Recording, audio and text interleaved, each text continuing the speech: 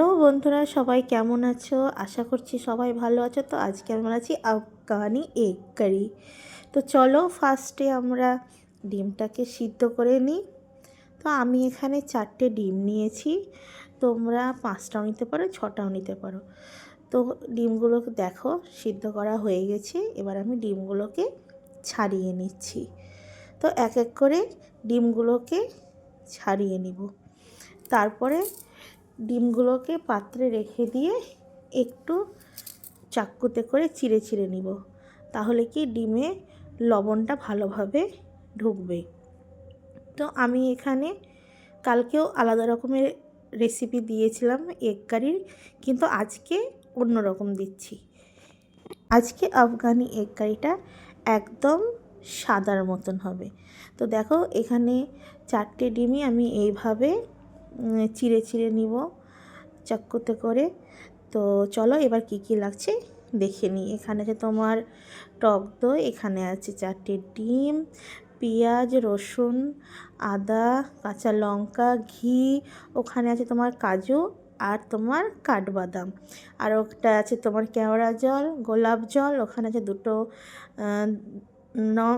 দারচিনি, তেজপাতা আর এলাচ। তো আর এখানে তো বললাম, আর ধনের পাতা, আর এখানে আছে তোমার জিরা গুঁড়ো, ধনিয়া গুঁড়ো, লবণ আর তোমার গোলমরিচ গুঁড়ো। তো চলো কড়াইয়ে সাদা তেল দিয়ে দিই। তো তেল গরম হয়ে গেলে আজকে ডিম ভাজার আগে আমি পেঁয়াজ, লঙ্কা, আদা, রসুন এটাকে ভেজে নিব, আর যেটা আমি কাজু আর কাঠবাদামকে ভিজিয়ে রেখেছিলাম সেটাকেও দিয়ে দিব, দিয়ে কিছুক্ষণ ভেজে নিব। তো কিছুক্ষণ ভাজার পর এটাকে কিন্তু আমরা পেস্ট বানিয়ে নিব। এই রেসিপিতে কিন্তু কোনো কুচনো পেঁয়াজ লাগছে না, এইটাকে আমরা আজকে সব পেস্ট দিয়েই করছি। তো দেখো আমার কিন্তু এখানে প্রায় ভাজা হয়ে গিয়েছে।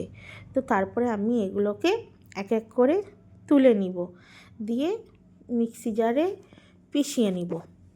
তো দেখো ঠান্ডা হয়ে গেলে জারে কিন্তু আমরা পিষে নিব, আর এদিকে ওই তেলেই আমরা 4টে ডিমটাকে ভেজে নিব। তো এখানে খালি তুমি লবণ দিবা আর গোলমরিচ গুঁড়ো দিয়ে ডিম 4টেকে ভালোভাবে ভেজে নিবা।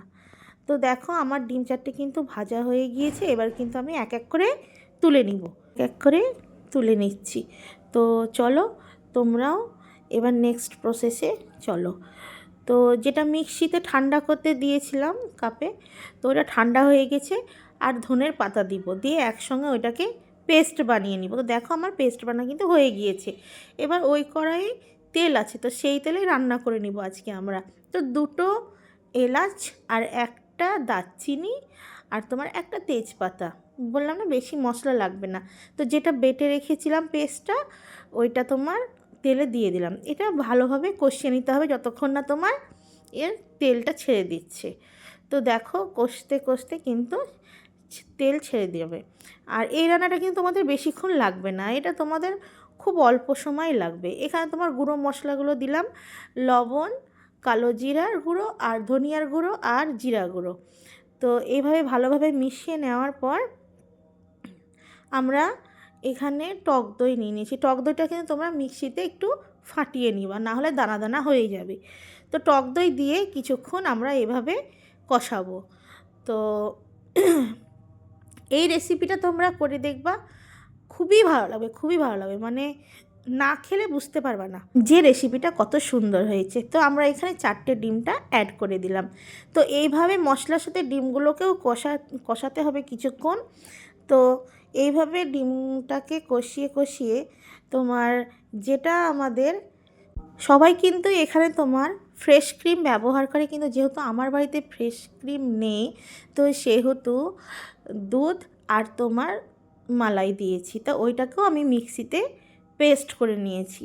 তো তোমরাও যদি ফ্রেশ ক্রিম থাকে তো ফ্রেশ ক্রিম অ্যাড করবা, আর তোমাদের কাছে যদি না থাকে তো তোমরা কিন্তু মালাই বা দুধ একসঙ্গে মিক্সিতে ফেটে ইউজ করতে পারবা। তো তোমরা বিশ্বাস করো খুবই সুন্দর হয়েছিল রেসিপিটা, তোমরা না করলে বুঝতে পারবা না। তোমরা অবশ্যই করবা, করে কিন্তু আমাকে কমেন্ট করবা। তো দেখো এখানে কিন্তু আমাদের রান্না প্রায় হয়ে গিয়েছে। আর তারপরে লাস্টে কিন্তু আমরা দিলাম গরম মশলার গুঁড়ো। তো আমার রান্না কিন্তু কমপ্লিট। আমি তোমাদেরকে রিকোয়েস্ট করছি এই এগ কারি, আফগানি এগ কারিটা কিন্তু তোমরা অবশ্যই করবা। আর এটা রান্না করার পর তোমরা ফ্রায়েড রাইস বলো, জিরা রাইস বলো, নান বলো, তন্দুরি বলো কি লুচি বলো, হেব্বি লাগবে খেতে। তুমি না খেলে বুঝতে পারবে না। তো তোমরা অবশ্যই করবা, বানাবা, বানিয়ে আমাকে কমেন্টে অবশ্যই জানাবা যে আমার আফগানি এগ কারি কেমন লেগেছে। তোমরা ভাববা না যে ফ্রেশ ক্রিম না থাকলে এইরকম রেসিপি হবে না। তার বদলে তোমাকে দুধ আর মালাই একসঙ্গে ব্যবহার করতে হবে। তো আমার কিন্তু আফগানি এগ কারি কিন্তু কমপ্লিট। তো দেখো, আর লাস্টে কিন্তু পরিবেশনের টাইমে ঘিটা অবশ্যই দিয়ে দিবা। ঘি দিলে কিন্তু খেতেও ভালো লাগে, দেখতেও ভালো লাগে। তো আমার রান্না কিন্তু কমপ্লিট এখানেই। তোমরা প্লিজ আমাকে জানাবা যে কেমন হয়েছে। এরকম রান্না পেতে গেলে প্লিজ আমাকে সাবস্ক্রাইব করবা। বাই।